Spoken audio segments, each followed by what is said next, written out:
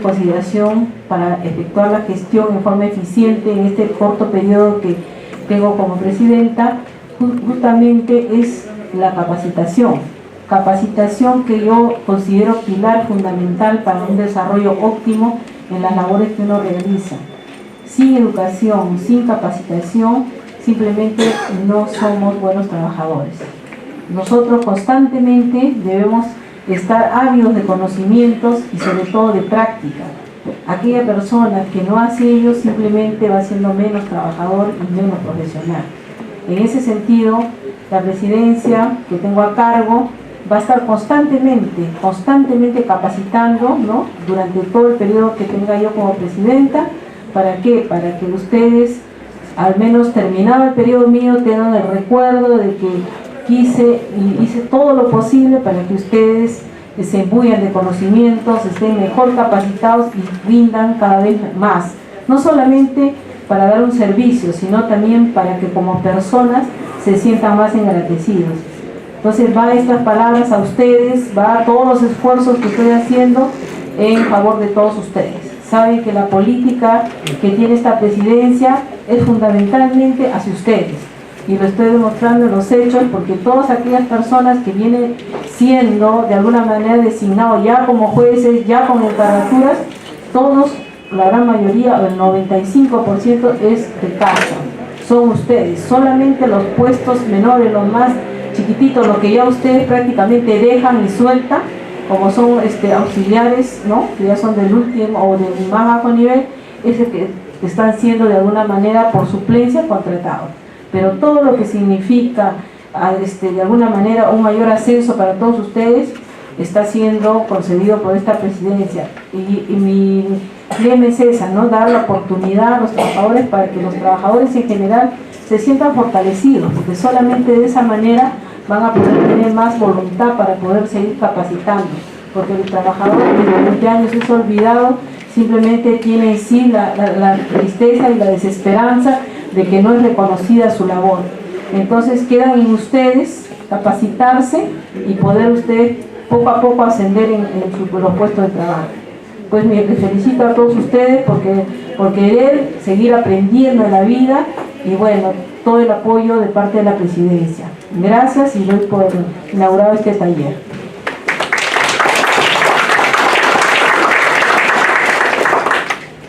Agradecemos las palabras de la señora presidenta de la Corte Superior del Callao y a su vez también, reiterarle nuestro agradecimiento por habernos acompañado. Ella tenía programadas todavía actividades dignas de su despacho, de su alto cargo, así que nos despedimos de ella con un fuerte aplauso.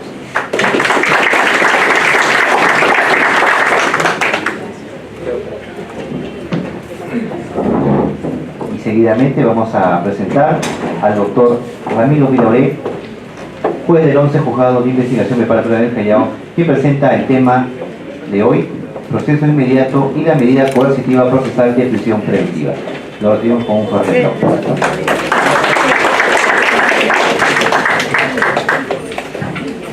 Agradeciendo a la presidencia por haberme considerado para dar el tema proceso inmediato reformado.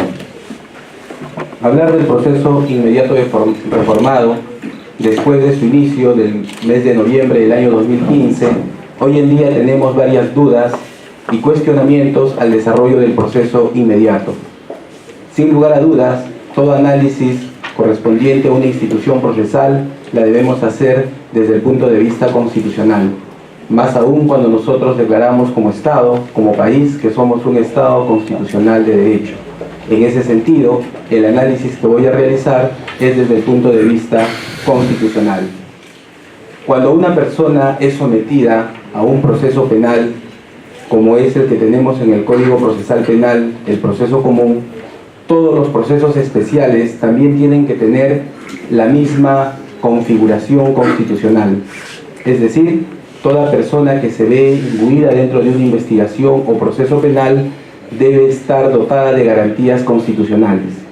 Así tenemos como una de las garantías fundamentales que no solo consagra la Constitución Política del Estado, sino también la Convención Americana de los Derechos Humanos, es el principio de presunción de inocencia, que nosotros lo desarrollamos en nuestro proceso como un criterio informador, como una garantía procesal y como una forma de garantizar para poder quebrar la presunción de inocencia.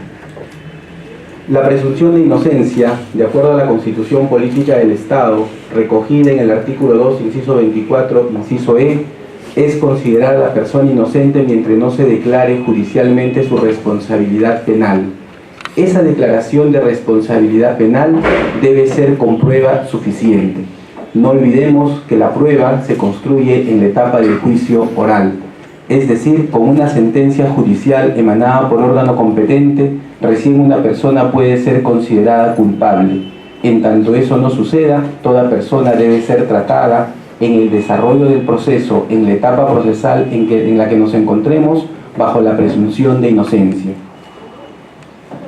Para que nosotros podamos garantizar y legitimar una sanción penal, es decir, el jus puniendi del Estado, aplicar la sanción penal prevista en la norma jurídico penal, debemos legitimar esto a través del derecho de defensa. Un proceso donde se vulnera el derecho de defensa es un proceso ilegítimo, o en todo caso la sanción penal que nosotros vamos a imponer es una sanción penal ilegítima. Para poder considerar la sanción penal legítima debemos garantizar el derecho de defensa. Este derecho de defensa, consagrado en la Constitución Política del Estado en el artículo 139, inciso 14 de la Constitución Política del Estado, significa el derecho a preparar defensa. Y este es uno de los cuestionamientos que se le ha hecho al proceso inmediato reformado. La celeridad con que se desarrolla este proceso especial hace que la defensa técnica, fundamentalmente de la parte imputada, no pueda preparar defensa. En ese sentido, el juez, el órgano jurisdiccional encargado de calificar y verificar la procedencia de un proceso inmediato, debe también pronunciarse o debe verificar si efectivamente en ese caso concreto se está garantizando el derecho de defensa de las partes. Y adelanto algo. ¿Qué sucede si la defensa técnica en la audiencia de incoación de proceso inmediato solicita al juez de investigación preparatoria, cuando está en la audiencia única de incoación de proceso inmediato, actos de investigación? Si estos actos de investigación resultan pertinentes al tema probandum del proceso que más adelante se va a dilucidar en el juicio inmediato, y estos actos de investigación a su vez son lícitos, el juez debe procurar, en ese caso, que se vaya a un proceso común, donde se le dé las garantías a la defensa técnica para que pueda incorporar esos actos de investigación que van a preparar su defensa. De no hacerlo, estaríamos vulnerando el principio de defensa que tiene toda persona imbuida o incorporada dentro de un proceso penal. El título preliminar del nuevo Código Procesal Penal tampoco es ajeno a estas garantías constitucionales y supranacionales, como lo hemos señalado en la Convención Americana de los Derechos Humanos.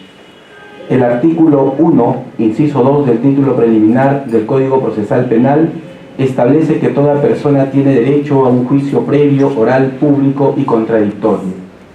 Estas garantías y principios propios del juicio oral y de toda audiencia también se tienen que ver reflejados en la audiencia o en el desarrollo del proceso inmediato. Toda persona imputada de la comisión de un hecho punible es considerada inocente y debe ser tratada como tal, mientras no se demuestre lo contrario y se haya declarado su responsabilidad mediante sentencia firme. Artículo 3, inciso primero del título preliminar del nuevo Código Procesal Penal. Entonces, tanto la garantía de la presunción de inocencia como del derecho de defensa están también recogidas en el Código Procesal Penal en su título preliminar. Hasta antes de la sentencia firme, ningún funcionario o autoridad pública puede presentar a una persona como culpable o brindar información en tal sentido. Esto va a las presentaciones que se hace en sede de investigación preliminar o diligencias preliminares, cuando la Policía Nacional presenta a las personas presuntamente implicadas en hechos delictivos como culpables. El Código Procesal Penal prohíbe de manera expresa que las personas sean presentadas en ese contexto.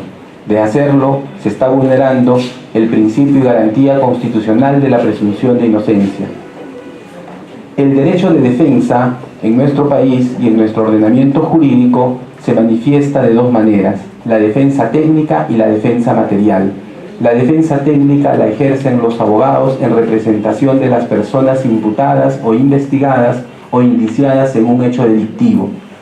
Por su parte, la defensa material la puede ejercer cada uno de nosotros cuando se nos da la posibilidad del derecho a la última palabra. No olvidemos que en todo el desarrollo del proceso penal, fundamentalmente al concluir el juicio oral, toda persona tiene el derecho de ejercer su defensa material cuando el órgano jurisdiccional le pregunta si tiene algo más que decir. En todo caso, es facultad de todo ciudadano ejercer esa defensa material o guardar silencio. Y en el desarrollo de todo el proceso, por una cuestión de equidad de partes, toda persona tiene que estar siempre asistida de un abogado defensor para que de esa manera se equiparen las fuerzas tanto del imputado como del Ministerio Público. El derecho a guardar silencio es un derecho consustancial al derecho de no incriminación que también está consagrada en la Constitución Política del Estado. Con estas ideas preliminares pasamos a analizar la estructura de nuestro proceso penal. El proceso penal está diseñado en 3 etapas bien definidas: la etapa de investigación, la etapa intermedia y la etapa de juzgamiento. Algunos autores consideran adicionalmente a esta etapa la etapa de ejecución de las sentencias judiciales. Dentro de la etapa de investigación, en el proceso penal identificamos 2 subetapas muy bien definidas: las diligencias preliminares y la investigación preparatoria, cada una con sus propias características y sus propios objetivos bien definidos. Las diligencias preliminares nacen generalmente con la noticia criminal, cuando la policía toma conocimiento de un hecho con características delictivas, en cuyo caso está en la obligación de comunicar inmediatamente al Ministerio Público en atención a lo dispuesto al artículo 159, inciso 4 de la Constitución Política del Estado, que prescribe que el Ministerio Público es el titular de la acción penal y en ese sentido es el que dirige la investigación. Y ponemos en negritas y con mayúsculas este término: dirige la investigación, pero no la controla. Dirige la investigación el Ministerio Público. Quien controla la investigación es el juez de investigación preparatoria. Quienes ejercemos la labor de jueces de investigación preparatoria no debemos perder esa perspectiva de controlar los actos de investigación que hace el Ministerio Público. Constitucionalmente, vuelvo a repetir, es el Ministerio Público quien dirige la investigación, establece su estrategia de investigación, establece qué tipos penales va a imputar ante determinados hechos, y eso es lo que va a traer al juez de investigación preparatoria cuando formaliza la investigación y cuando lo somete a controles a nivel jurisdiccional. Las diligencias preliminares, de acuerdo al Código Procesal Penal, una vez recogida la noticia criminal o tomado conocimiento de la noticia criminal, el Ministerio Público apertura esta subetapa de investigación con la finalidad de realizar actos urgentes e inaplazables. Esa es la finalidad de las diligencias preliminares: realizar actos de investigación urgentes e inaplazables, que por su naturaleza no lo podemos posponer. Llámese la realización de una comprobación técnica o pericial inmediata, la comprobación o la revisión de un registro domiciliario, un registro personal, etc. Son diligencias que no pueden repetirse. En ese sentido, están orientados a realizarse de manera inmediata. Incluso, el Código Procesal Penal autoriza al Ministerio Público a que pueda realizar dentro de esas diligencias inaplazables actos o medidas cautelares, llámese actos de incautación, que más adelante necesitan de la confirmatoria judicial a través del juez de investigación preparatoria.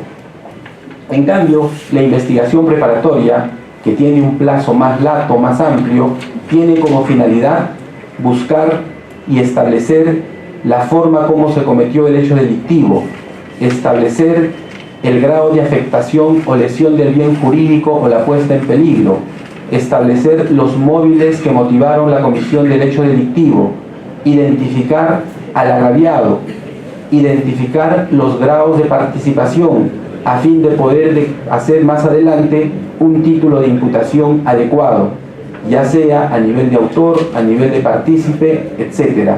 Esa es la finalidad de la investigación preparatoria, y para ello, en un proceso común, el Ministerio Público cuenta con un plazo ordinario de 120 días, que puede ser ampliado 60 días más sin autorización del juez de investigación preparatoria. Es decir, a discrecionalidad del Ministerio Público se puede ampliar por 60 días.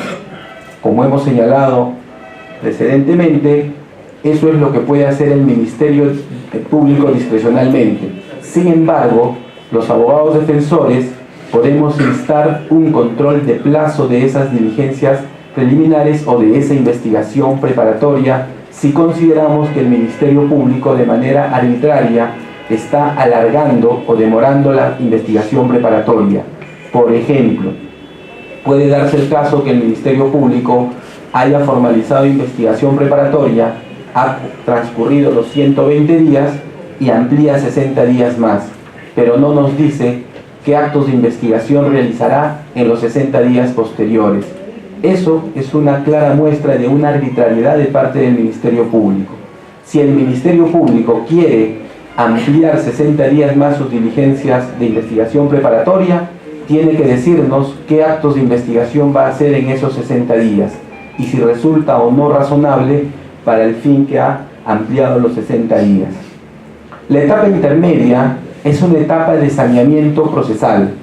Se entiende que en la etapa intermedia el Ministerio Público ya tiene una teoría del caso un poco más formada que de las diligencias preliminares y necesariamente tiene dos salidas o dos alternativas: formular acusación o solicitar el sobreseimiento del proceso.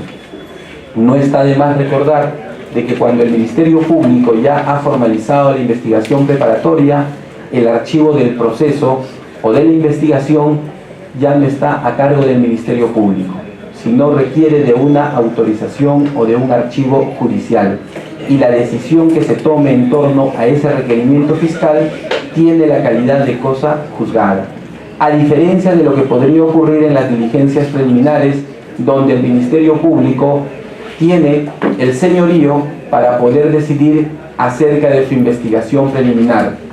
Puede dictar una disposición que archiva el proceso o la investigación, puede dictar una disposición de reserva provisional de la investigación si falta algún requisito de procedibilidad, puede disponer que la policía realice actos orientados a la identificación del autor o autores del hecho delictivo, o puede disponer la formalización de investigación preparatoria.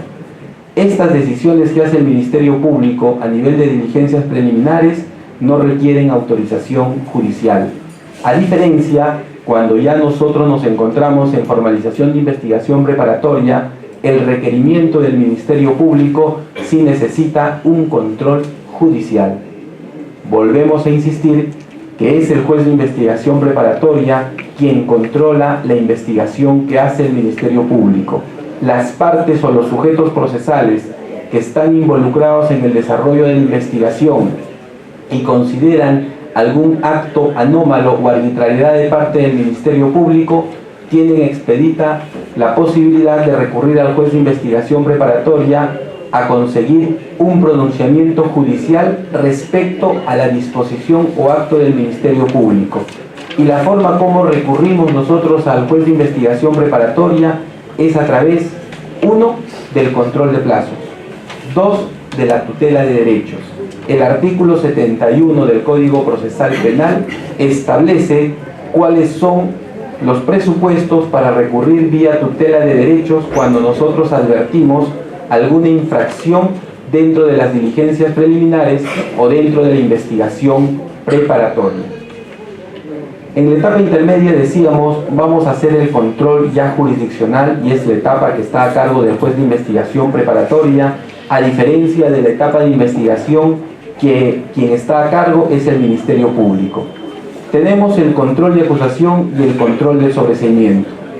En el control de acusación vamos a verificar tanto el aspecto formal y sustancial del requerimiento acusatorio que reúna los requisitos establecidos en el artículo 349 del Código Procesal Penal, entre otros, que se haya individualizado correctamente al autor, no digo identificado, sino individualizado, porque pueden haber acusados sin documento nacional de identidad, que se haya hecho una exposición concreta y detallada de los hechos que se le atribuye a la persona acusada. Hacemos uso acá del principio de imputación necesaria, que viene a ser la descripción sucinta, concreta, detallada, cómo, cuándo y dónde ocurrieron los hechos. Se debe señalar cuáles son los elementos de convicción con que cuenta el Ministerio Público para imputar esos hechos fácticos. Se debe hacer un juicio de tipicidad o subsunción jurídica, es decir, los hechos que se le atribuye a la persona, en qué norma jurídico-penal lo vamos a subsumir, indicando el artículo, el párrafo y el inciso correspondiente, y en todo caso tenemos también la posibilidad de exigir que el Ministerio Público en la calificación jurídica nos diga, con la conducta que se le atribuye al acusado, qué elemento normativo o descriptivo del tipo penal se está adecuando. No olvidemos que la tipicidad objetiva en los delitos tiene elementos descriptivos y elementos normativos. En algunos casos son concurrentes.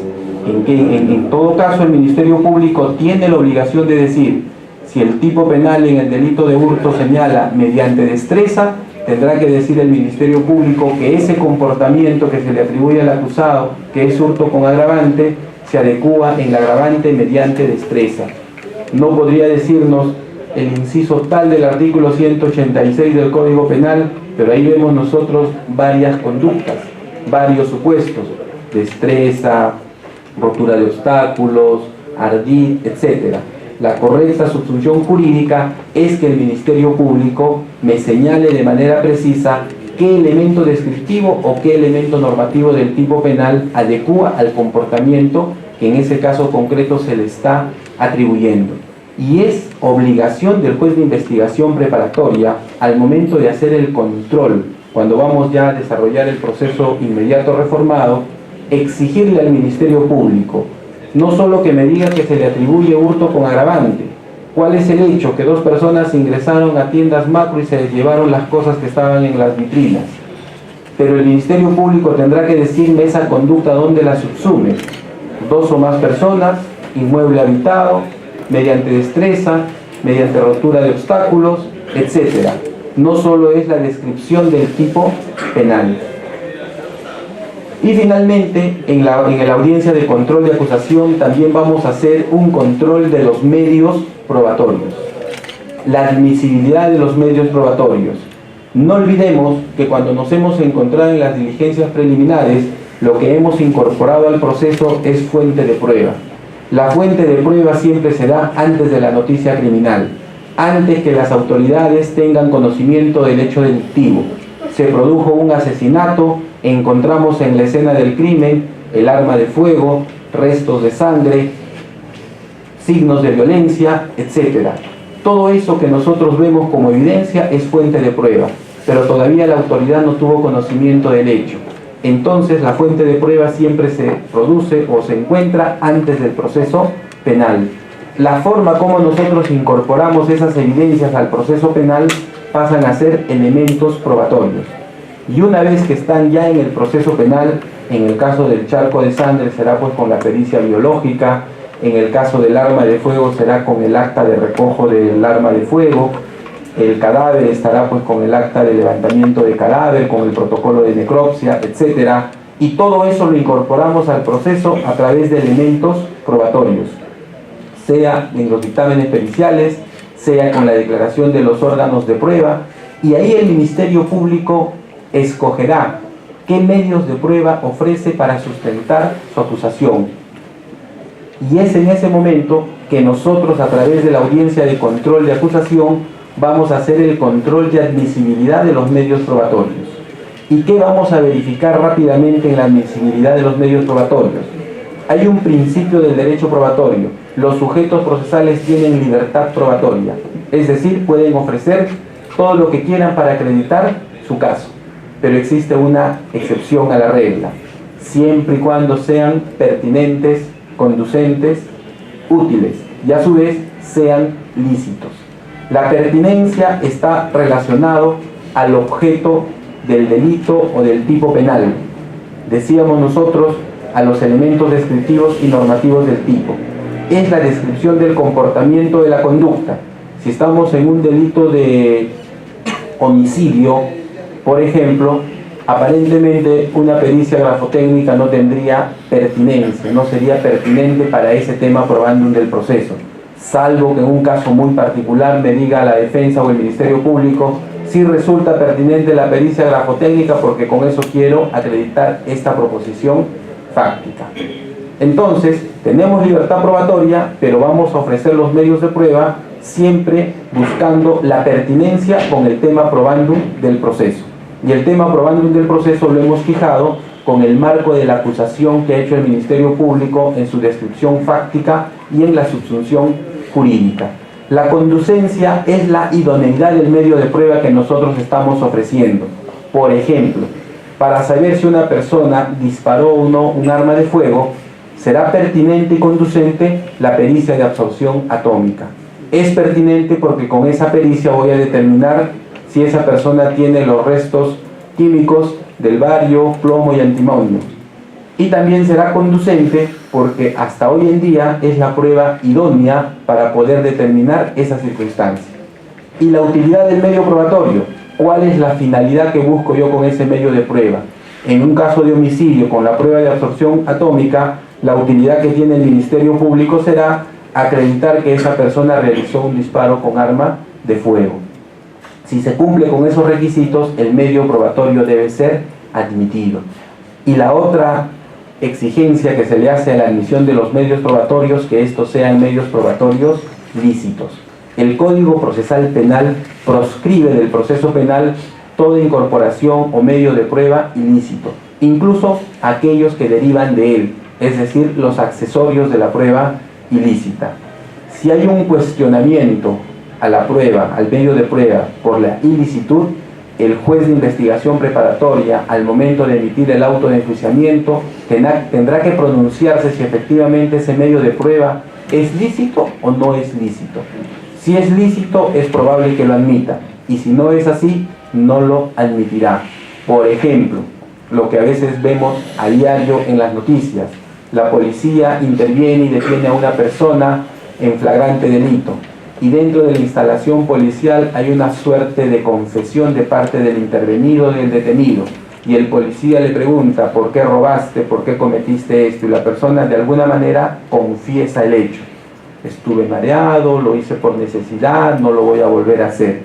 Imaginemos que esa grabación que la policía lo ha obtenido de manera subrepticia lo incorpora al proceso penal con un medio de prueba para acreditar responsabilidad. Es un medio de prueba ilícito. Uno, porque no se dio con las garantías procesales, no fue una declaración. Segundo, no participó su abogado defensor, no se dio ante la autoridad fiscal, no podría ser incorporada válidamente dentro de un proceso penal. Al igual que el Ministerio Público, la defensa técnica y los demás sujetos procesales que tienen pretensiones dentro del proceso penal pueden ofrecer sus medios probatorios con la misma exigencia que se le hace al Ministerio Público: pertinencia y licitud del medio probatorio. Viendo la estructura del proceso común, analizamos ahora la estructura del proceso inmediato. El Acuerdo Plenario 2/2016 ha señalado algunas características al proceso inmediato reformado, modificado por el Decreto Legislativo 1194. Una de las características del proceso inmediato es la simplificación procesal. Vemos que en el proceso común tenemos 3 etapas bien definidas, al menos las que siempre vamos a desarrollar. En cambio, en el proceso inmediato solo verificamos 2 etapas: una etapa de investigación y una etapa de juzgamiento.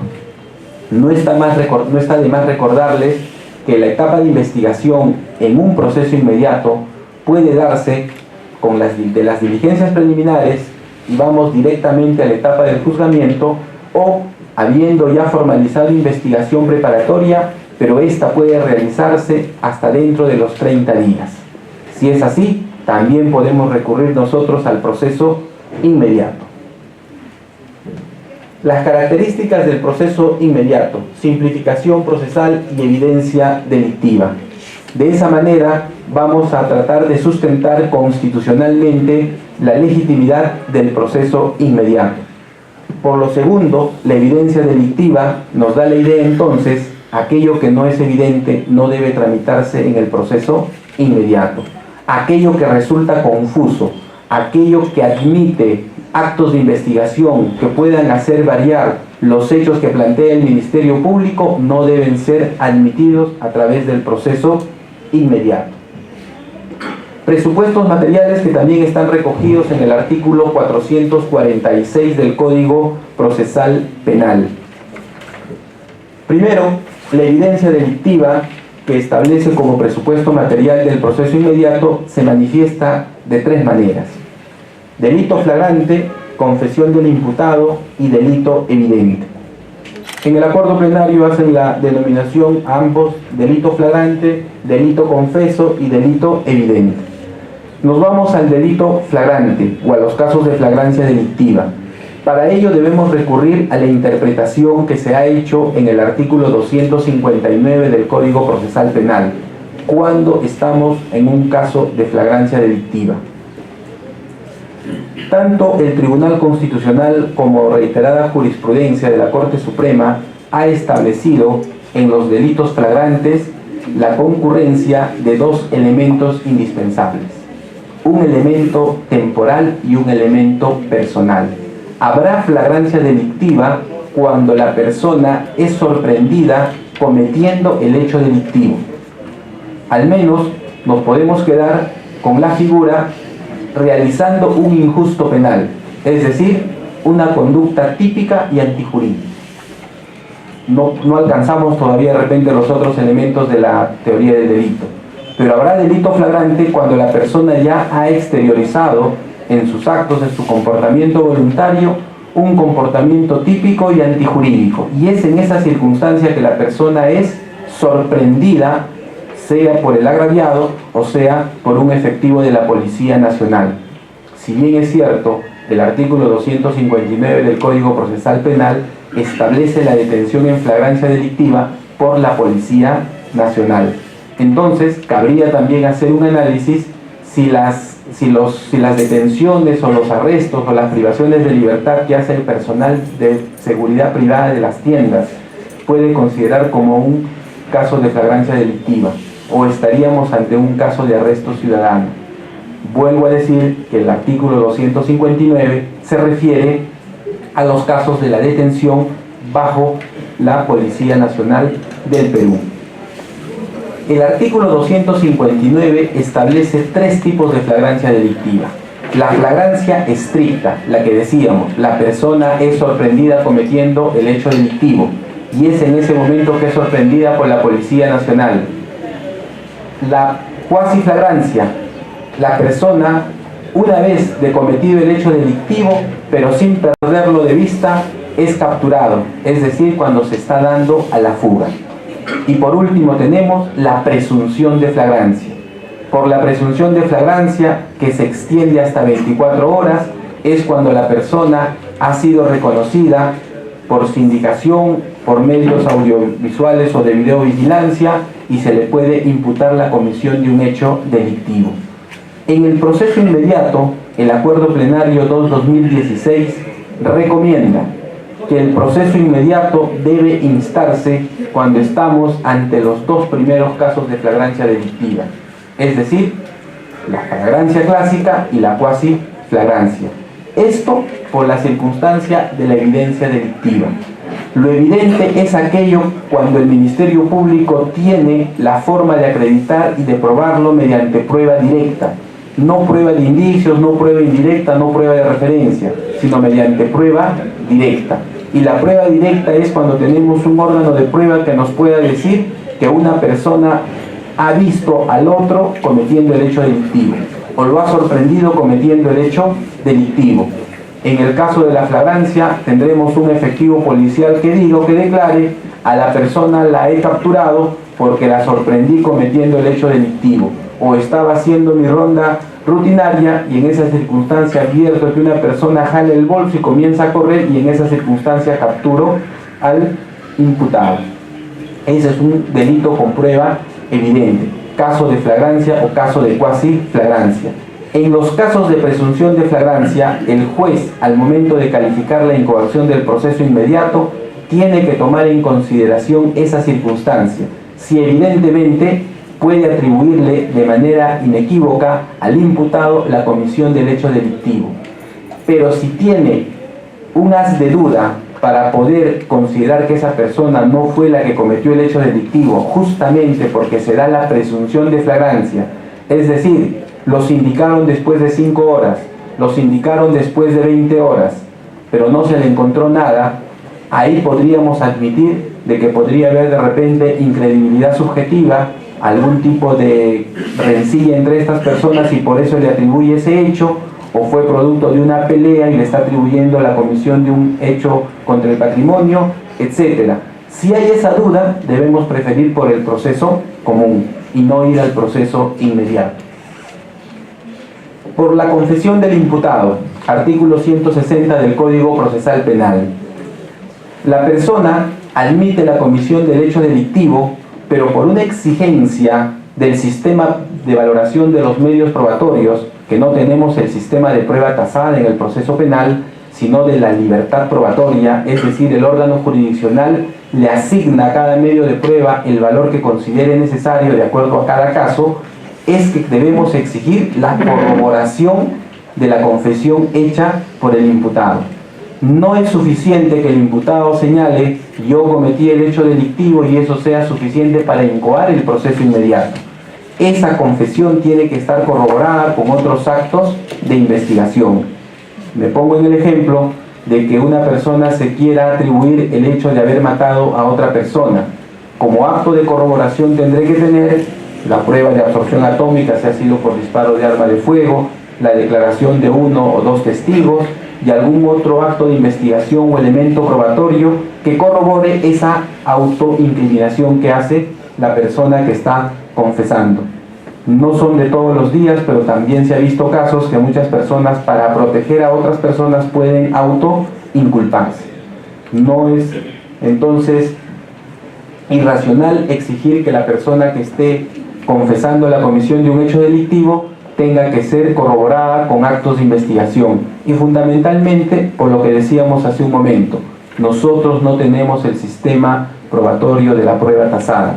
La confesión no es suficiente para quebrar la presunción de inocencia. La presunción de inocencia se quiebra con pruebas. Y la confesión no es de por sí una prueba idónea para quebrar la presunción de inocencia. El delito evidente. De manera inequívoca, acá el Ministerio Público tendrá que tener la certeza, y el órgano jurisdiccional, cuando haga el control de la incoación del proceso inmediato, tendrá también que tener esa certeza de que efectivamente el hecho ha ocurrido como lo describe el Ministerio Público y se le vincula al imputado como autor o partícipe del hecho que se le atribuye.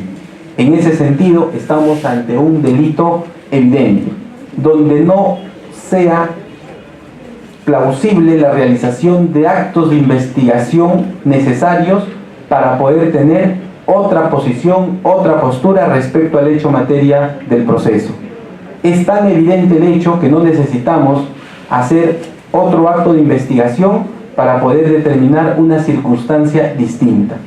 Si eso es factible y eso es evidente en la presentación que hace el Ministerio Público, debemos dejar de lado el proceso inmediato y procurar el proceso común, donde existe una estación procesal de investigación preparatoria y se pueda llevar a cabo todos esos actos de investigación y de esa manera llegar al esclarecimiento de los hechos. En algunas oportunidades he podido apreciar que el Ministerio Público incoa el proceso inmediato y nos coloca como presupuesto material los 3. ¿Cuál es el presupuesto de incoación del proceso inmediato? Nos pone flagrancia delictiva, confesión del imputado y evidencia delictiva. De por sí son excluyentes cada uno de estos presupuestos. Si yo tengo a una persona privada de su libertad a nivel de diligencias preliminares, y lo presento al órgano jurisdiccional para requerir el proceso inmediato, el único presupuesto válido en esa circunstancia es la flagrancia delictiva. No hay otra. Si el Ministerio Público invoca los 3 presupuestos, tiene la obligación de precisar un solo presupuesto material para la incoación del proceso inmediato. Más aún cuando vemos que la confesión del imputado y la flagrancia delictiva se contraponen o se contradicen. No puede haber confesión del imputado cuando éste ha sido sorprendido en flagrancia delictiva. Entonces, no resulta coherente que vengan a incoar proceso inmediato invocando flagrancia delictiva y confesión del imputado. Si la persona, reitero, viene privada de su libertad, el único presupuesto válido en esa circunstancia es que la persona venga por flagrancia delictiva. Y aplicamos las garantías constitucionales que tiene nuestra Constitución, en el sentido que será puesto a disposición del órgano jurisdiccional dentro de las 48 horas de producida la detención y en flagrancia delictiva. Tocando este tema, he visto en algunos casos y algunos pronunciamientos jurisdiccionales, si después de las 48 horas pasó media hora, pasó 5 minutos, pasó 1 hora, 2 horas, ya no le recibamos al detenido. Yo discrepo con esa decisión jurisdiccional. Lógicamente la respeto, pero considero que una vez que el Ministerio Público pone a disposición del órgano jurisdiccional a una persona detenida, es obligación del juez pronunciarse sobre su situación jurídica. Y eso es tutela procesal efectiva recogida en el artículo 139, inciso 3 de la Constitución Política del Estado. Ha sido una práctica de muchos años y una práctica muy antigua que pasado 1 minuto de las 24 horas, cuando era las 24 horas la obligación de poner a disposición del juez, que los jueces no querían recibir ya a las personas detenidas. Se te pasó el término, se te pasó el plazo, señor fiscal, ya no me presentes al detenido y ve tú qué haces con tu detenido. El fiscal dispondrá la libertad de esa persona, en algunos casos lo ha hecho, pero fíjense, nosotros como Poder Judicial le estamos negando la tutela procesal efectiva. Toda persona tiene derecho a que se resuelva su situación jurídica por un órgano jurisdiccional. El hecho que se haya pasado 1 minuto, o 2 horas, o 5 horas, o 6 horas, eso merece una sanción disciplinaria, una sanción administrativa. ¿Qué debemos hacer dependiendo del caso? El juez tendrá que valorar en ese momento si remite copias al órgano de control del Ministerio Público. Pero lo que no puede hacer es no recibir al detenido y negarle la tutela procesal efectiva. Esa es mi posición, al menos en aras de dar cumplimiento al mandato y prescripción constitucional 139, inciso 3 de la Constitución Política del Estado. El acuerdo plenario ha interpretado la aplicación del proceso inmediato reformado, que este se debe dar en un proceso sencillo. Habíamos señalado cuando estamos ante un proceso simple o un proceso sencillo, libre de complejidad. El artículo 342 del Código Procesal Penal establece qué criterios debemos tomar cuando estamos ante un proceso complejo. Habrá un proceso complejo cuando haya cantidad de imputados, numerosa cantidad de imputados, numerosa cantidad de agraviados, actos de investigación de difícil consecución, pericias que de repente no se puedan hacer acá en el Perú, tenemos que mandarlo a otro país, actos de investigación como levantamiento de reserva tributaria, reserva bancaria en otros países, que de por sí son latos o amplios en cuanto a su ejecución. En esos casos estamos ante un proceso complejo. Para el proceso inmediato solo incorporamos aquellos procesos que los consideramos sencillos, y son sencillos cuando se ha cumplido con todos los actos de investigación y se ha obtenido la información correspondiente, de tal suerte que el Ministerio Público tiene o ha esclarecido su teoría del caso y está en condiciones para poder sustentarla a nivel de juicio. Y vuelvo a reiterar lo que decíamos al comenzar esta exposición. ¿Qué pasa si la defensa técnica me solicita actos de investigación? Decíamos, no podemos negar el derecho de defensa en un proceso inmediato al abogado defensor. Si el abogado defensor presenta en la audiencia de incoación de proceso inmediato una teoría del caso, no olvidemos que el Ministerio Público, su teoría del caso, la única teoría del caso que tiene el Ministerio Público es responsabilidad penal. Autor de un hecho delictivo y como tal es responsable penalmente. Y si el Ministerio Público solicita la responsabilidad penal de una persona, es porque considera que esa persona ha adecuado su comportamiento a todos los elementos de la categoría del delito. Comportamiento voluntario, tipicidad, antijuridicidad, culpabilidad y en su caso punibilidad. En cambio, la defensa técnica tiene mayor amplitud de poder presentar teoría del caso. Puedo decir, mi patrocinado no realizó un comportamiento voluntario, ausencia de acción. Y mi teoría del caso está orientada a determinar que hubo ausencia de acción. O puedo irme a alguna cuestión de tipicidad, el comportamiento de mi patrocinado no es típico. O de repente a una causa de justificación, lo hizo en legítima defensa. Mató a la persona efectivamente, no negamos el hecho, pero lo hizo en legítima defensa, una causa que ataca la antijuridicidad. O de repente un estado de necesidad justificante, o un estado de necesidad exculpante, o de repente actuó por el miedo insuperable, etc. Fíjense la variedad que tiene la defensa técnica para poder proponer en su teoría del caso. Un solo hecho, un solo elemento. Y eso lo va o pretende acreditarlo dentro del proceso penal. Si eso lo expone la defensa técnica en la audiencia de incoación de proceso inmediato, yo creo que el juez tiene que darle la oportunidad al abogado defensor a que acredite su teoría del caso con sus actos de investigación y dejar de lado el proceso inmediato y transformarlo o indicarle al Ministerio Público que lo convierta en un proceso común. Porque no podemos, vuelvo a repetir, negar el derecho de defensa de la parte imputada. Pero si el abogado defensor no me presenta ninguna teoría del caso y me pide que no sea el proceso inmediato, ahí sí yo creo que no habría necesidad por qué negarle al Ministerio Público. O ponte abogado defensor al proceso inmediato, pero si tú me vas a presentar una teoría del caso y me vas a señalar qué actos de investigación quieres. Señor, legítima defensa, pero ¿qué actos de investigación me presentas o solicitas? No, todavía no se me ocurre nada. Eso resultaría un poco infantil. Yo solicito legítima defensa, propongo legítima defensa, señor, y solicito como actos de investigación las cámaras de seguridad. Tengo 2 testigos, estos son sus nombres, son sus profesiones, van a acreditar o van a declarar en este extremo, en esta proposición fáctica. Resulta pertinente actuar esos actos de investigación. En esa circunstancia sí se debe preferir por el proceso común y de esa manera no vulnerar el derecho de defensa. Gravedad del hecho.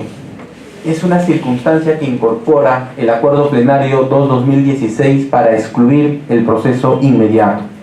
Y alguna suerte de ejemplo nos señala el Acuerdo Plenario en aquellos delitos que la pena sea de cadena perpetua, en aquellos delitos donde la pena sea superior a 25 años, y baja hasta decir, serán graves también aquellos delitos donde la pena sea más de 15 años. Y pone como ejemplo el artículo 297 del Código Penal, tráfico ilícito de drogas con agravante. En aquellos casos considera el acuerdo plenario que no se debe optar por un proceso inmediato, atendiendo a la gravedad de la pena y atendiendo a esa situación es que se debe preferir un proceso común donde las partes tengan la posibilidad de poder establecer o incorporar actos de investigación y bajo todas las pautas o las etapas del proceso se puede acreditar la responsabilidad penal de una persona. En el desarrollo del proceso inmediato, el aspecto procesal, entre idas y venidas y modificaciones del artículo 447 del Código Procesal Penal, se ha establecido finalmente que el orden de desarrollo del proceso o de la audiencia de incoación de proceso inmediato es, primero, establecer la procedencia o no del proceso inmediato. El juez debe pronunciarse si procede o no el proceso inmediato. Decíamos cuáles son los presupuestos para el proceso inmediato y en qué casos no debemos aceptar el proceso inmediato. Luego de ello, de acuerdo al Acuerdo Plenario 2/2016, la salida alternativa. Luego viene la medida cautelar y el Acuerdo Plenario señala, y acá viene lo que yo al menos no considero que sea así, discutir la incorporación del actor civil.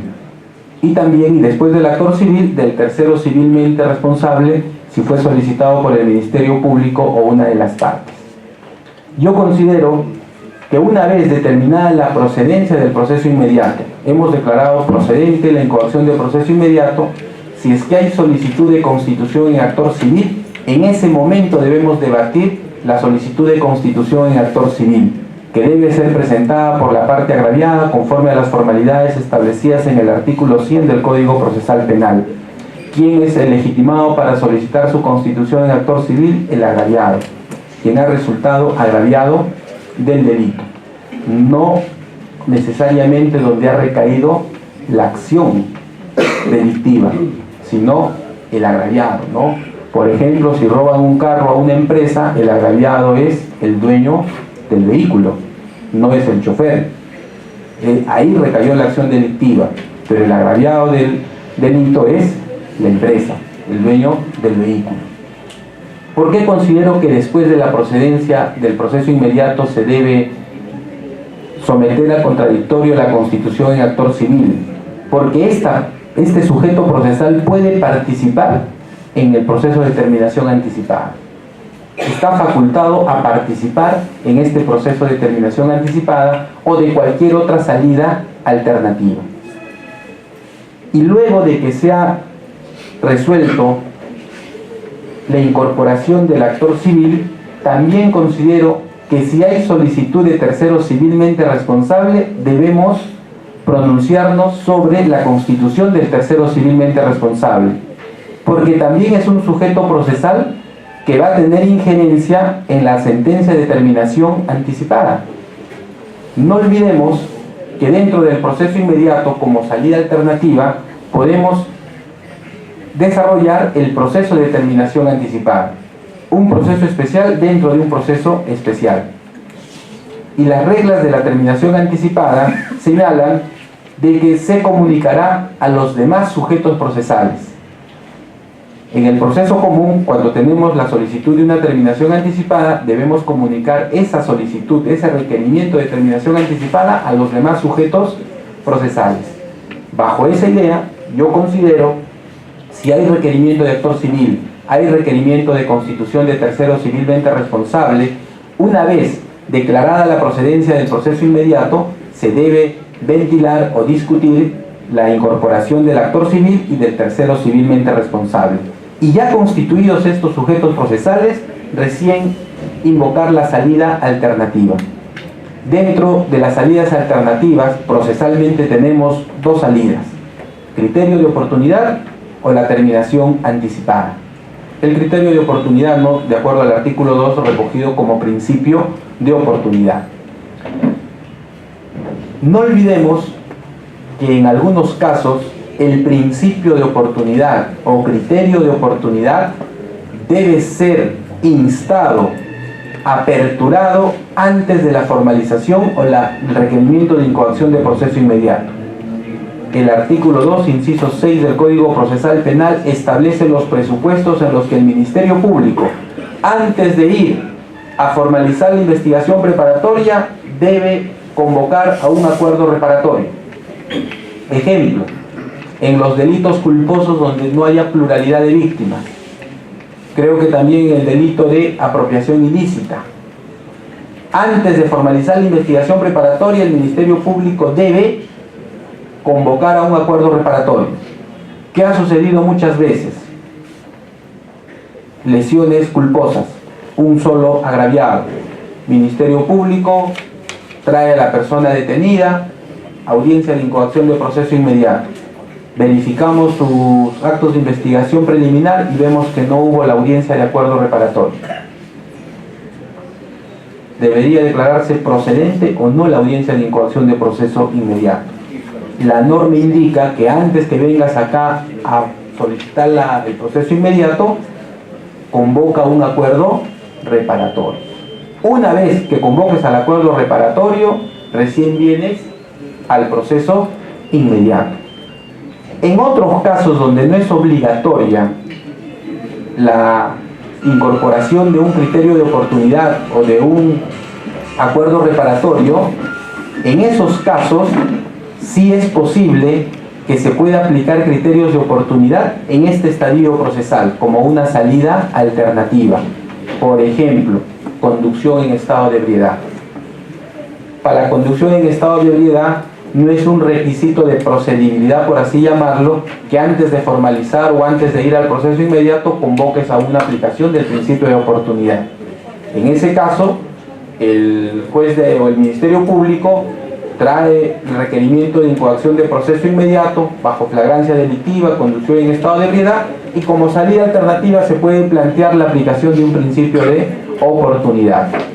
Y si no es procedente el principio de oportunidad, en todo caso aplicamos la terminación anticipada. Con las últimas modificatorias ya se ha restringido también la terminación anticipada para algunos delitos. Antes era para cualquier delito. Hoy en día, por ejemplo, para los delitos contra la libertad sexual se ha restringido la aplicación de la terminación anticipada. ¿Eso qué hace? Que el juez de investigación preparatoria, en un caso, por ejemplo, de tocamientos indebidos o actos contra el pudor, ya no podría aplicar esta salida alternativa de terminación anticipada. Tendríamos que esperar que eso llegue al juez de juicio y ahí, bueno, vía conclusión anticipada o juicio o sentencia definitiva se declare la responsabilidad o no de la persona. Luego pasamos a discutir la medida cautelar. En este caso tenemos dos tipos de medidas cautelares: las medidas cautelares personales y las medidas cautelares reales. Me refiero a las medidas cautelares reales. Inicialmente, cuando empezamos la implementación del proceso inmediato, ahora considero que cometíamos un error. ¿Qué se daba en las diligencias preliminares? Delito de tenencia ilegal de arma de fuego. La policía interviene en una persona, hace el acta de registro personal y le incauta el arma de fuego en la cintura.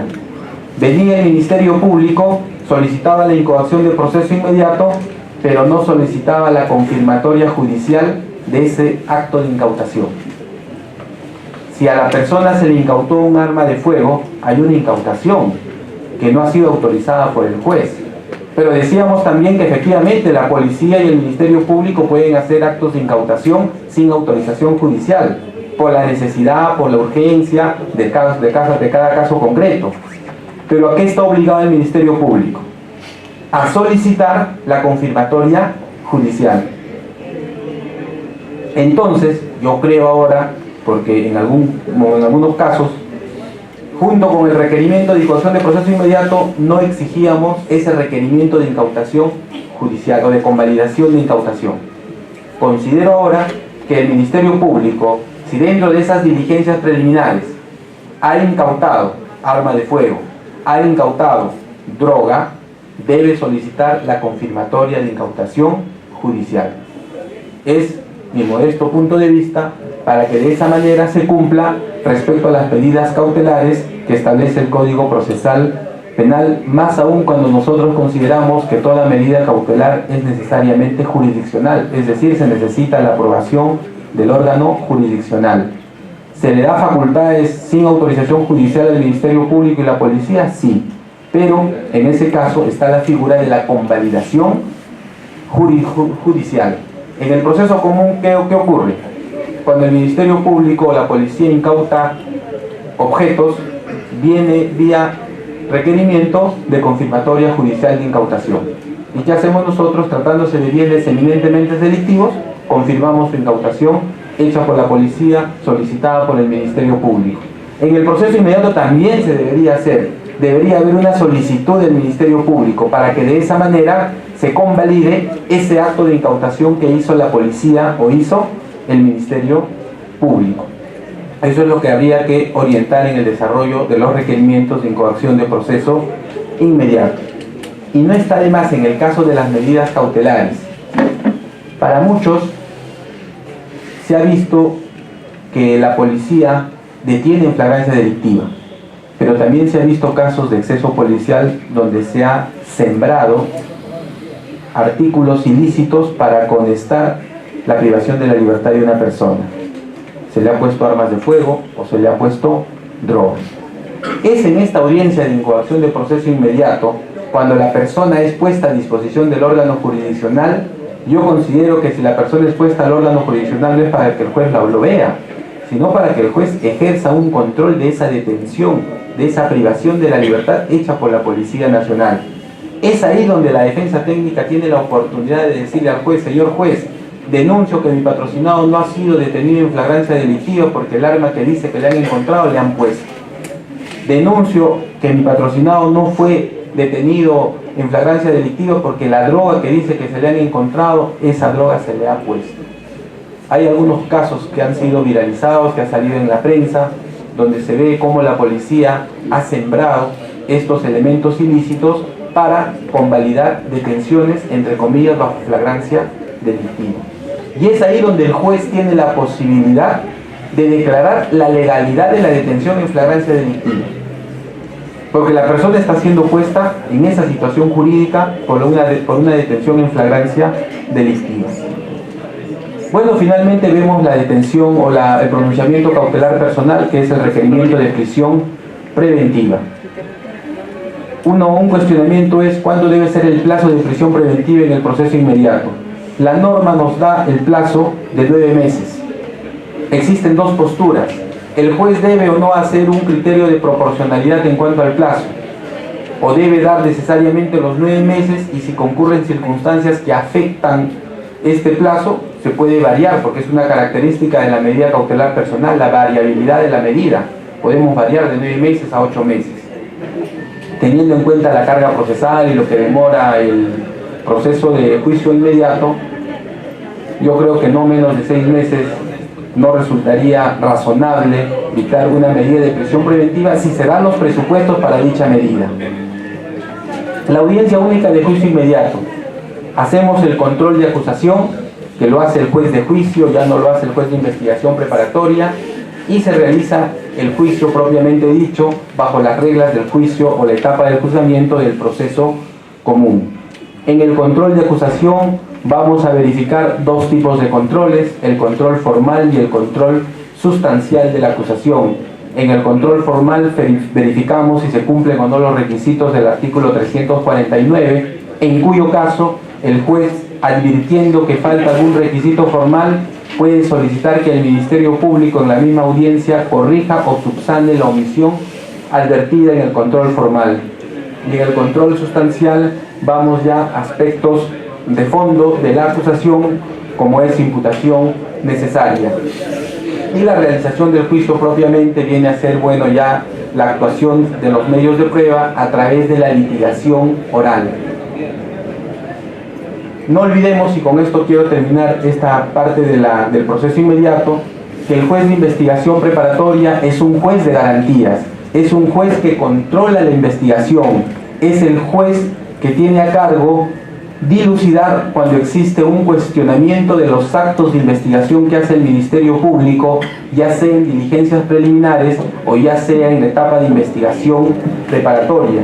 En ese sentido, a través de los mecanismos procesales como es el control de plazo y la audiencia de tutela de derechos, el juez de investigación preparatoria es el encargado de realizar el control de la etapa de investigación. Y siempre hago esa diferencia: Ministerio Público dirige, pero quien controla es el juez de investigación preparatoria. Y para estos fines procesales sí hacemos una diferenciación semántica, una diferenciación conceptual en lo que es dirigir y lo que es controlar la investigación. El juez tiene la obligación de determinar la situación jurídica de los imputados. Vuelvo a insistir, mi posición es de que el juez no puede dejar de recibir a personas privadas de su libertad con el pretexto de que ya se venció las 48 horas. Todo juez de turno, todo juez que tiene a cargo dilucidar la situación jurídica de una persona detenida, así haya pasado 20, 30, pero el Ministerio Público me lo está trayendo a esa persona detenida, el juez tiene que resolver su situación jurídica. Y ya en audiencia el juez determinará pues si es una detención ilegal, se ha prolongado de manera arbitraria su detención o privación de libertad, y de acuerdo a eso pronunciará sobre la situación jurídica del detenido y si corresponde una prisión preventiva a pesar de que se ha pasado las 48 horas. Yo creo que el juez, valorando los presupuestos del artículo 268 y la casación de Moquegua, establecerá si corresponde o no la prisión preventiva. Y lo otro, como les repito, para mí es una cuestión de carácter disciplinario funcional de parte del Ministerio Público. Y bueno, es el único que concede las medidas cautelares, tanto personales como medidas reales. Con esto termino la exposición sobre el proceso inmediato. Hay mucho que hablar, hay mucha casuística. Después de más de 2 años de aplicación del proceso inmediato, hoy en día ya tenemos de repente algunas jurisprudencias, algunas sentencias, algunas casaciones respecto al desarrollo del proceso inmediato. A sus órdenes para poder compartir con ustedes alguna experiencia y también conocer de parte suya qué experiencias han tenido en el desarrollo del proceso inmediato. Gracias.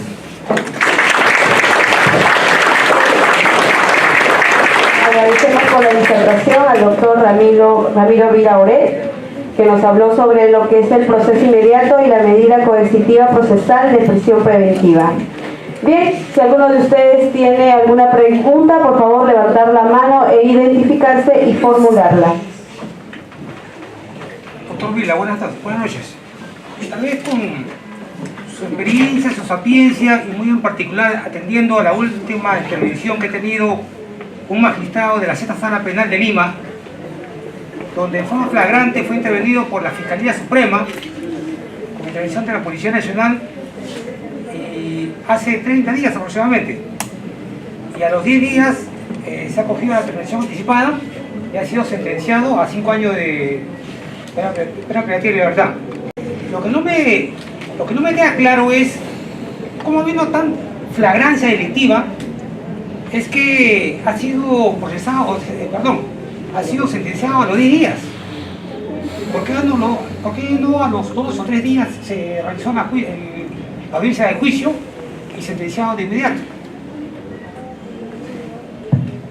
¿O tiene alguna prerrogativa el señor fiscal, el señor expresidente de la Sala Penal? Bueno, no conozco el caso de manera así minuciosa, pero también por noticias periodísticas. La flagrancia delictiva en ese caso, tengo entendido que es por el delito de corrupción de funcionarios. Se le encuentra al magistrado recibiendo dinero y eso hace de que esta persona haya sido detenida, privada de su libertad.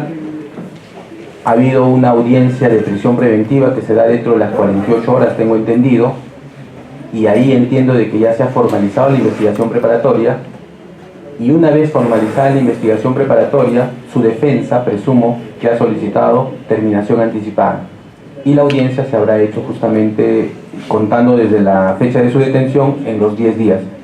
Es una conjetura la que yo tengo. Como le digo, no tengo conocimiento del expediente, pero presumo que ha podido pasar ese escenario, de que ya formalizada la investigación preparatoria con la prisión preventiva, es que ha solicitado la terminación anticipada.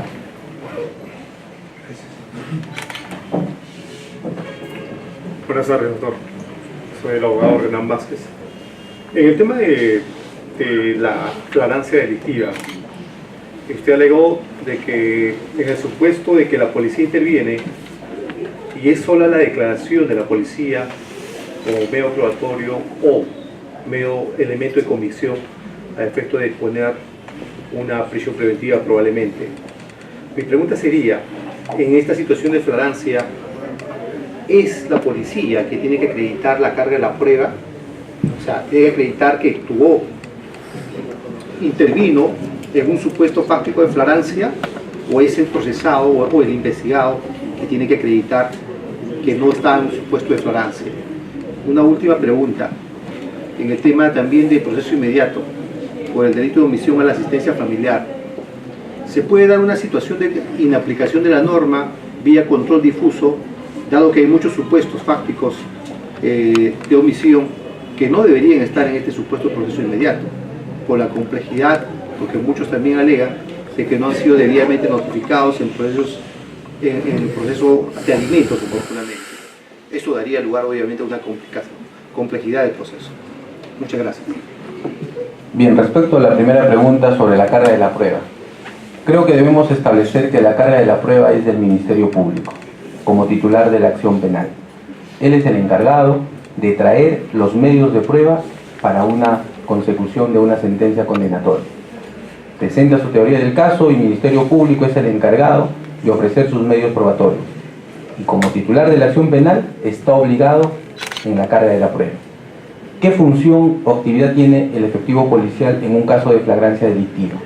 Procesalmente hablando, es un órgano de prueba. Es un testigo que circunstancialmente o por su función estuvo al momento que ocurrieron los hechos. Es el efectivo policial, no tiene la obligación. El efectivo policial lo que tiene que hacer es declarar cuál fue la circunstancia que motivó su intervención en el hecho delictivo. Si el efectivo policial estuvo parado haciendo su patrullaje respectivo y vio un hecho delictivo, él declarará esa circunstancia. Ahora, el procesado. El procesado, decíamos, tiene la garantía de la presunción de inocencia. ¿Podría ir a un juicio sin teoría del caso? Formalmente sí. Yo, procesado, me imputa un hecho delictivo y simplemente al Ministerio Público o ante el juez señalo, no voy a presentar ninguna teoría del caso. Es decir, no me opongo a nada de lo que dice el Ministerio Público. Tampoco acepto lo que dice el Ministerio Público, porque yo tengo la presunción de inocencia. Pero al menos en las clases de litigación oral se recomienda que todo procesado que llegue a juicio también llegue con una teoría del caso. Habíamos señalado que la diversidad que tiene la defensa técnica del imputado para poder oponerse a la teoría del caso del Ministerio Público es variada. Puede atacar tipicidad, puede atacar antijuricidad, puede atacar culpabilidad, puede atacar punibilidad.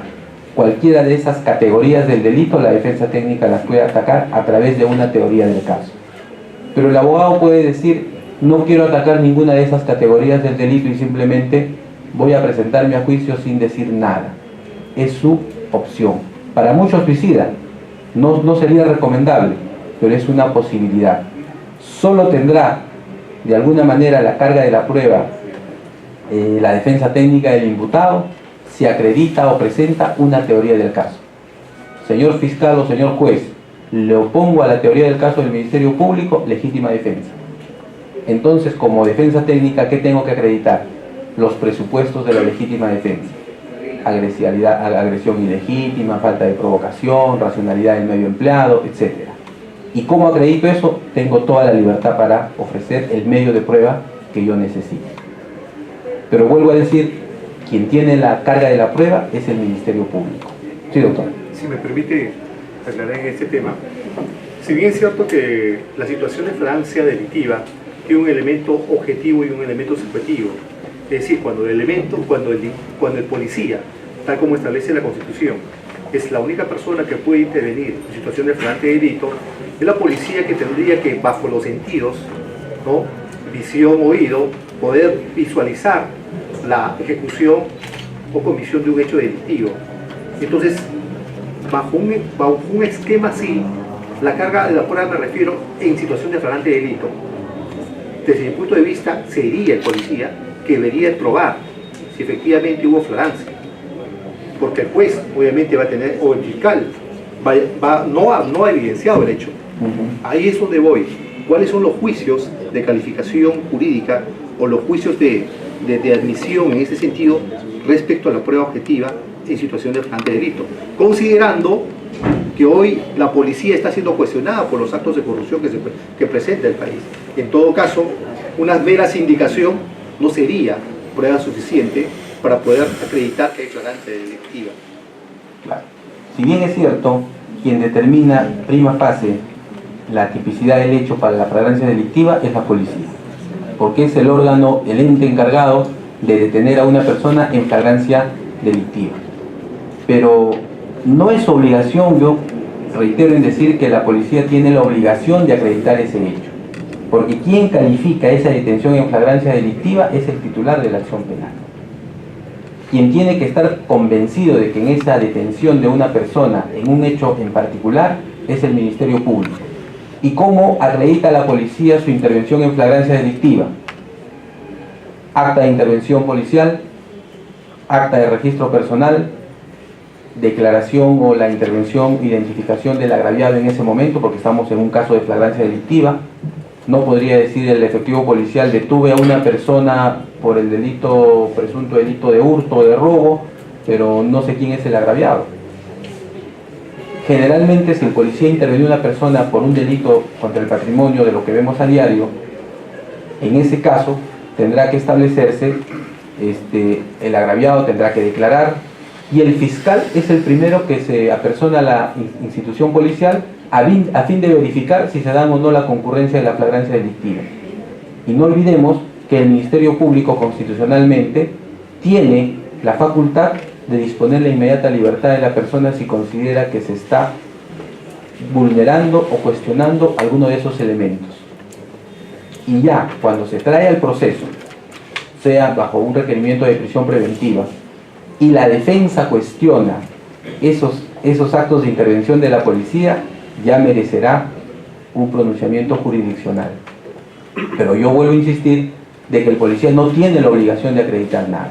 Es su función y cumple su función bajo determinados protocolos, que si bien es cierto no están muy bien desarrollados en nuestro país. Pero el Ministerio Público es el que va a calificar en primer lugar la detención en flagrancia delictiva de una persona. Y si no es así, está en la facultad también de disponer de inmediata libertad de la persona. Y si el Ministerio Público se ha convencido que esa persona ha sido detenida en flagrancia delictiva, es el encargado de sustentar ante el órgano jurisdiccional el requerimiento de alguna medida cautelar. Caso de un arma de fuego. A una persona le encuentran arma de fuego. Nos ponemos en el caso de que le sembraron el arma. En esa circunstancia, el fiscal tendrá que verificar. Ahora, si es que estamos ante un caso de un arma de fuego o droga, ¿qué actas policiales ha tenido que elaborar el policía que interviene? Primero, su parte de intervención policial. Segundo, su acta de registro personal. Si lo encontró en un vehículo, su acta de registro vehicular. ¿Son elementos de investigación o actos de investigación? Son actos de investigación. ¿Que pueden ser cuestionados? Que pueden ser cuestionados, sí. ¿En qué medida puede tener fiabilidad un acta de intervención policial, un acta de registro personal? Mientras no se dé algún otro acto de investigación que cuestione eso, de repente diríamos va a ser un poco difícil. Pero no olvidemos pues que también acá va a correr otros criterios, como por ejemplo, incredibilidad subjetiva. El policía y el intervenido tienen problemas personales. ¿Por qué el policía tendría que ponerle un arma de fuego a una persona? ¿O ponerle la droga a una persona? De repente no es un solo policía el que interviene, son 2 o 3 policías los que han intervenido. Hay declaración de los 2 o 3 policías. Eso se tendrá que valorar en la estación procesal correspondiente si hay un requerimiento. Y posiblemente no la defensa técnica, si su posición es de que le han puesto esas cosas ilícitas, hará pues una denuncia por abuso de autoridad o algún otro tipo penal que considere necesario. Buenas tardes, buenas noches, mi nombre es Alex Vega, soy estudiante. Doctor, el año pasado estuve asesorando a un imputado que se le imputaba la comisión del delito de violación. Ahora, la niña con la cual supuestamente él había violado pasó por cámara Hexel. El examen médico arrojó que el himen estaba íntegro. Mediante cámara Hexel, ella reconoce a su atacante con otras características tanto físicas como en el vestido del imputado. Bueno, yo la verdad es el caso porque no, pero ¿bajo qué digamos lineamiento, qué elementos de convicción la fiscalía y el juez dictaron prisión preventiva mediante estas pruebas que no eran tan certeras? Bueno, habría que leer la resolución judicial del juez, pero si es como usted me dice, que la declaración de la agraviada difiere de las prendas de vestir o características físicas del imputado, bueno, aparentemente no cabría una sindicación o una vinculación de esta persona con el hecho delictivo, pero no, tendría que tener el expediente para responder en la pregunta, ¿no? 2 preguntas más y se va a terminar, por favor. Usted, de ahí en el fondo, y Daniel, ya son las 3 últimas preguntas que se van a realizar. Buenas tardes, Mónica Lara Flores, especialista en juzgado. Hay un expediente que se me ha presentado donde ya se había realizado la incoación del proceso inmediato, ya el fiscal presentó la acusación y la parte agraviada, que es el procurador, ha presentado su constitución en parte civil. Mi pregunta es, ¿quién lo resuelve? ¿El juzgado de investigación o el juzgado unipersonal? Y segundo es si es procedente o no. Bien, si leemos estrictamente el acuerdo plenario 2-2016, correspondería al juez de investigación preparatoria resolver la solicitud de constitución en actor civil. Sin embargo, teniendo en consideración principios como es el derecho de defensa y la celeridad del proceso inmediato, también considero que excepcionalmente, a fin de no afectar ese derecho de defensa, en este caso del actor civil de la parte agraviada, lo puede resolver el juez de juzgamiento antes de iniciar el juicio inmediato, antes de hacer la audiencia de juicio inmediato. Como les digo, si leemos muy literalmente el acuerdo plenario, podríamos llegar a la conclusión de que no, el único que puede resolver la audiencia o la constitución en actor civil es el juez de investigación preparatoria. Pero si leemos el artículo 446 y siguientes del Código Procesal Penal, no está de manera expresa en qué momento se da la constitución del actor civil. Entonces, el acuerdo plenario se rige por las disposiciones generales que están en el artículo 98 y siguientes del Código Procesal Penal, que la constitución en actor civil se solicitará durante la etapa de investigación preparatoria. Pero no olvidemos que se trata de un proceso muy rápido, muy célere. De repente fue un proceso de drogas, la persona fue detenida el Burrier, le comunicaron al procurador de repente un día sábado, un domingo, que se iba a llevar a cabo la audiencia de incoación de proceso inmediato. Sábado, domingo no está el procurador atendiendo y es por eso que su solicitud de constitución en actor civil lo presentó el día lunes, ya cuando se dio procedente la incoación de proceso inmediato. Tantas cosas pudo pasar. En ese caso, atendiendo ya a un criterio de principio de garantía constitucional, yo creo que el juez de juzgamiento podría resolver esa constitución de actor civil. La penúltima persona. Buenas noches. En el proceso inmediato, la resolución que declara procedente la incoación del Ministerio Público en el proceso inmediato, esta resolución es recurrible. Y he visto en un orden fiscal judicial que, no obstante, estando en apelación por el superior a esta resolución, el juez de juzgamiento o el colegiado ha proseguido con el juzgamiento, sin resolver, sin embargo, la primera apelación. ¿Cómo es que se está tratando? Claro, no olvidemos que el código utiliza un término todavía antiguo, con efecto devolutivo. Procede el recurso impugnatorio contra la resolución que resuelve la incoación del proceso inmediato con efecto devolutivo. Y muchos nos hemos preguntado qué debemos entender con efecto devolutivo, ¿no? Porque siempre nos han enseñado con efecto suspensivo, sin efecto suspensivo. Con efecto devolutivo quiere decir que quien va a resolver es el superior, no es uno mismo, no es el órgano que ha emitido la resolución. Pero ¿cómo quedan los efectos? Entonces, teniendo en consideración que es un proceso célere, el proceso inmediato debe seguir su proceso y formar un cuaderno de apelación respecto a eso y elevarlo a la sala superior. Pero vamos a advertir el problema que señala nuestro compañero. ¿Qué pasaría si continúo con el proceso inmediato, llego a sentenciarlo y el superior dice fundado el recurso de apelación? ¿Cómo queda la sentencia, incluso o hasta pudo haber una conclusión anticipada?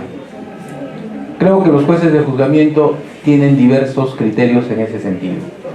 Al igual, por ejemplo, que si se ha deducido no una excepción. Supongamos que en la audiencia de control y acusación, bajo los lineamientos del 350, la defensa técnica deduce excepción. Improcedencia de acción. Juez de juzgamiento resuelve, infundada la excepción. Tengo derecho a recurrir, derecho al recurso. Interpongo recurso de apelación, lo fundamento. ¿Se concede o no se concede? Se concede el recurso de apelación igual con efecto devolutivo. Se forma el cuaderno de apelación de la excepción y el proceso de juzgamiento continúa.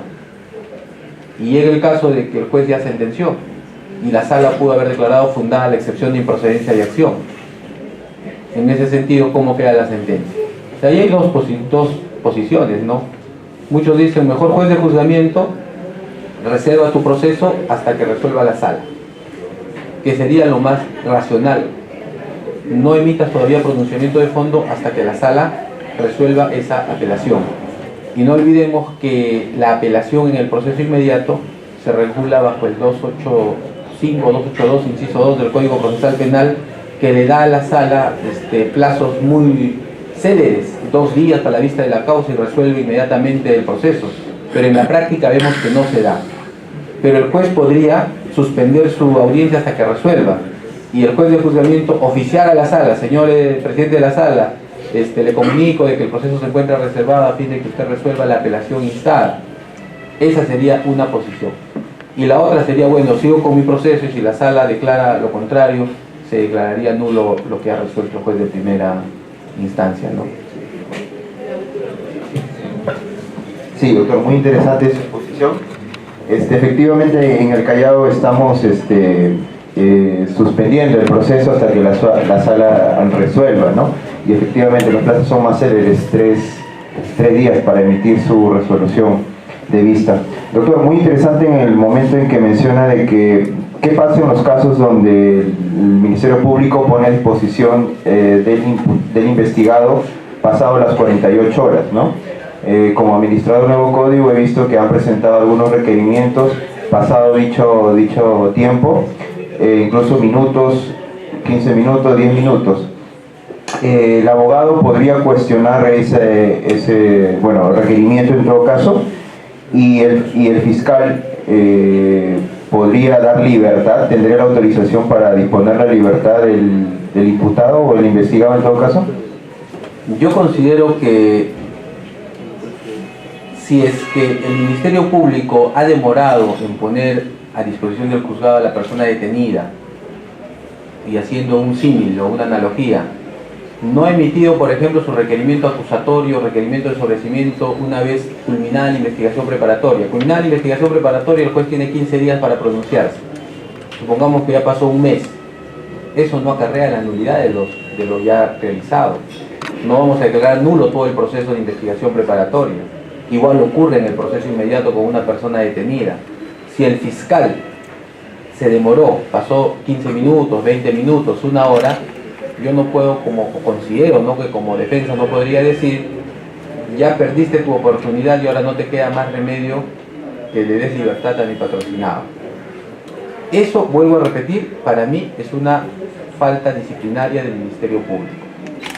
Lo que sí debe hacer el juez es pronunciarse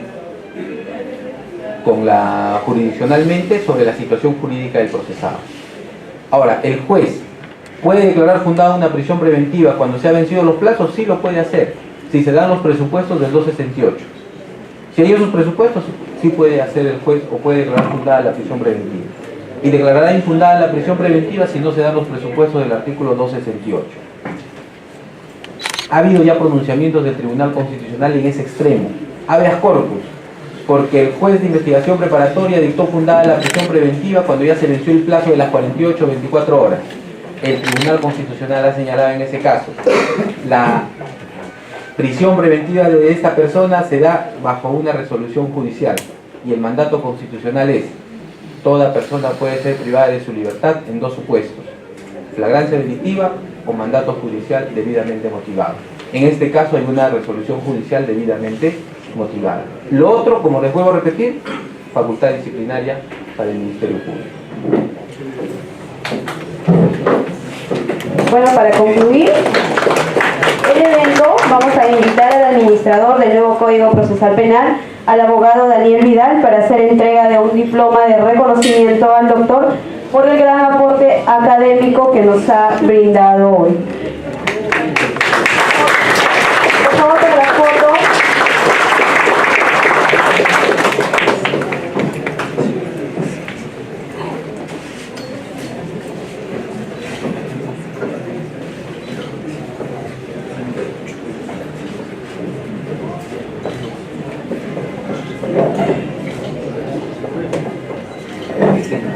Bien, señoras y señores, el evento ha concluido. No sin antes recordarles que por favor la otra sesión es el jueves jueves 27 a partir de las 4:30 de la tarde. Tendremos como expositor al doctor Serapio Roque Guamancóndor, quien nos hablará sobre el tema de etapa intermedia, control de la acusación fiscal,